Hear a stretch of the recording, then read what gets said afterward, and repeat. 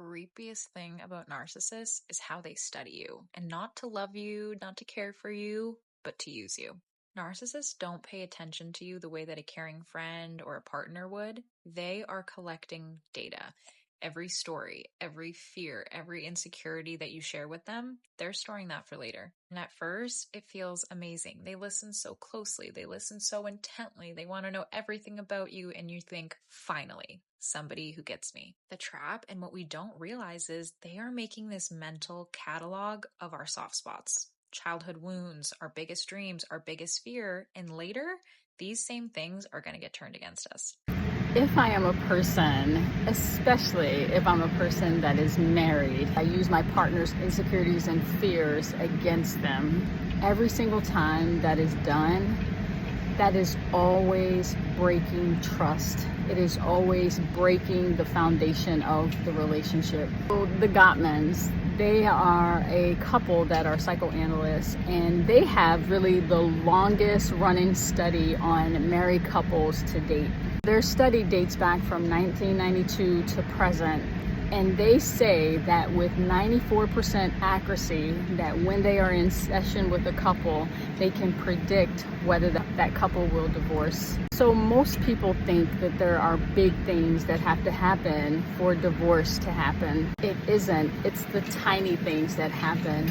It's that example of breaking trust. Another big one is bids for connection. An example of that would be my partner texts me or call me, and I regularly, literally avoid that call and that text. I do not respond to bids for connection. Now, this isn't I can't respond because I'm too busy. This is noticing the call or text and choosing not to respond. And I am breaking the trust of the relationship. I am breaking the foundation of the relationship. Now, the Gottmans call these four communication things the most disastrous and the most destructive things that you can do in a relationship. The first one is criticism. And this isn't like complaining. This is you always. I'm actually attaching your character to what I'm complaining about, your personhood to what I'm complaining about. Next one is contempt, displays of disdain. They are eye rolling, they are dismissing, they are disrespecting, disregarding your partner's feelings and thoughts. It's using sarcasm, it's name calling, and it's ridiculing. It's abusive.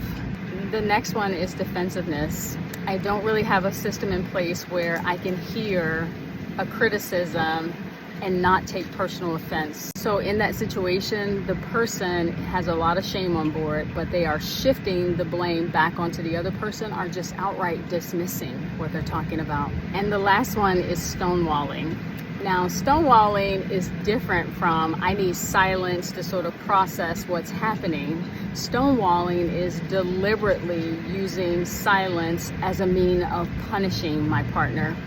Society tells us that relationships break down because there's cheating or there's these big major events. Relationships break down because all of those behaviors are really reflective of a lack of emotional well-being. But relationships break down because there is not a lot of mutual respect, mutual autonomy, and mutual give and take. Marriage should be a safe place for me to express my strengths and my weaknesses, and to be held in the same regard for both situations.